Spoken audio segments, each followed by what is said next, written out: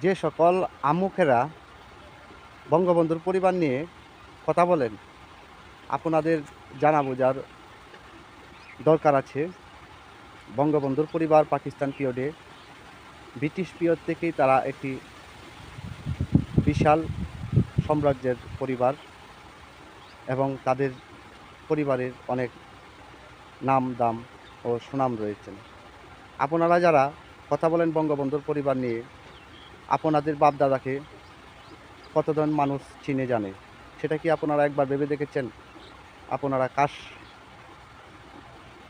কাকে নিয়ে কথা বলার চেষ্টা করেন? বঙ্গবন্ধুর পরিবার নিয়ে কথা বলেন। মনে হয় বঙ্গবন্ধু এই দেশের জন্য কিছুই করেননি। এই দেশের জন্য বঙ্গবন্ধু যা করেছেন তা ভোলার নয়। আর নতুন প্রজন্ম বা যারা স্বাধীনতা বিশ্বাসকারী তারা কখনোই ভুলবে না বঙ্গবন্ধুর পরিবার